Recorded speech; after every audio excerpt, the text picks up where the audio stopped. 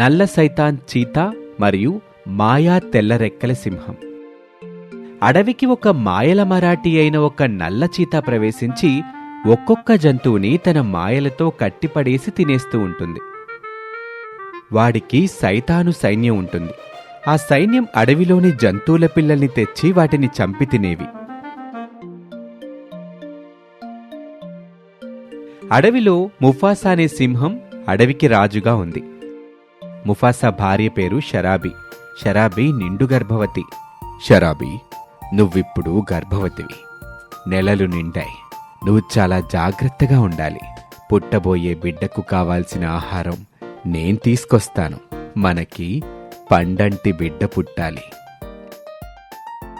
అని ముఫాసా వెళ్ళగానే వెంటనే ఆ మాయల మరాఠీ అయిన ఒక నల్ల చీత అక్కడికి వస్తుంది. ముఫాసా ఎక్కడా? వాడిని ఈరోజు చంపి నేను ఈ అడవికి రాజునవుతాను. నిండు గర్భవతినని కూడా చూడకుండా నన్ను చంపడానికొస్తావా? ఓరి నీచుడా, నా భర్త వస్తే నీకు చావొచ్చినట్లే. రాణి, వాడు వచ్చేలోపే నిన్ను చంపి వాడికి నీ శవం కానుకగా ఇస్తాను. షరాబీని ఒక్క దెబ్బ కొట్టగానే షరాబీ కింద పడి మళ్లీ లేచి నిలుచుని పరిగెత్తటం ప్రారంభిస్తుంది. షరాబీ వెనకాలే నల్ల సైతాన్ చీతా పరిగెడుతూ ఉంటుంది. కొన ప్రాణంతో ఉన్న షరాబీ నల్ల సైతాన్ చీతా నుంచి తప్పించుకొని ఒక గుహలోకి వెళ్ళిపోతుంది. ఆ గుహలోకి వెళ్ళటానికి సైతాన్ చీతా ప్రయత్నించినా అక్కడ మంటలు రావటంతో ఆ సైతాన్ చీతా వెనుదిరిగి వెళ్ళిపోతుంది. అలా గుహలోకి వెళ్లిన షరాబీ ఒక తెల్లని రెక్కల సింహానికి జన్మనిస్తుంది. అక్కడ ఒక వెలుగొచ్చి, ధన్యోస్మి మాతా, నీకు అత్యంత ప్రతిభావంతుడైన మహిమగల బిడ్డ జన్మించాడు. ఇతనికి ఎదురే లేదు. ఆ భయంకరమైన సైతాన్ చీతాను మట్టుబెట్టడానికి పుట్టిన కారణజన్ముడు నీ బిడ్డ. ఈ అడవిని సుభిక్షంగా చూసుకుంటాడు అని చెప్పి ఆ వెలుతురు మాయమైపోతుంది.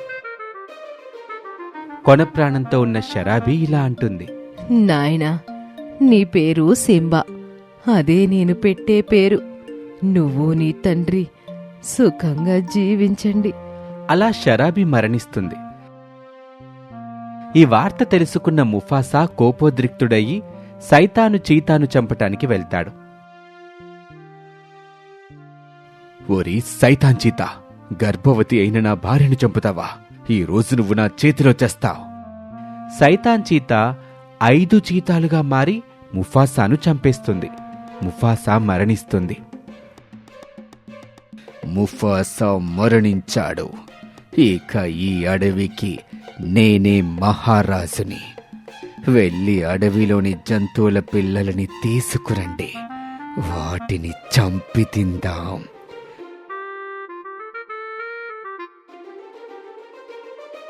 అలా సైతాను చీతా సైన్యం అడవిలోకి దూరి ఒక్కొక్క జంతువుల పిల్లల్ని ఎత్తుకొచ్చి సైతాను చీతా ముందు ఉంచటం, వాటిని బాగా కొట్టి చంపి తినేయటం చేస్తూ ఉంటుంది. అలా కొంతకాలం అవ్వగానే తెల్లరెక్కల సింహం వయసు పెరిగి పెద్ద రెక్కల సింహంగా మారుతుంది. అన్ని మహిమలతో కూడిన సింహం ఒకరోజు అడవిలోకి బయలుదేరుతుంది. ఈ విషయం తెలుసుకున్న అడవిలోని జంతువులు సింహం దగ్గరికి వస్తాయి. మీ నాన్న నేను స్నేహితులం. మీ నాన్న ఈ రాజ్యాన్ని సుభిక్షంగా పరిపాలించేవాడు. అన్యాయంగా చంపేసింది. ఆ సైతాన్ చీతా దారుణంగా చంపి తినేసింది యువరాజా. పిల్లలు లేని జీవితం మేము ఊహించుకోలేకపోతున్నాము. మమ్మల్ని మీరే కాపాడాలి. నేనొచ్చేశాను. ఇక ఆ సైతాను చీతా ఆటలు సాగవు. వాడు నాకు జన్మనిచ్చిన తల్లిదండ్రుల్ని చంపేశాడు. వాడి ప్రాణాలను నేనే తీసి మా తల్లిదండ్రులకి కానుకగా ఇస్తాను. వాడిని విడిచిపెట్టను. జాగ్రత్త యువరాజా, వాడు చాలా ప్రమాదకరమైన భయంకరమైన సైతాన్ చీతా. వాడు ఇప్పుడొస్తున్నాడు అని కోతి అనేసరికి ఆ చీతా శబ్దం వినిపిస్తుంది. అదిగో యువరాజా, వాడొస్తున్నాడు. ఇక మీరు యుద్ధానికి సిద్ధం కండి. ఆ శబ్దం వచ్చిన ప్రదేశం వైపు తెల్లరిక్కల సింహం ఎగురుతూ అటువైపు వెళ్తుంది.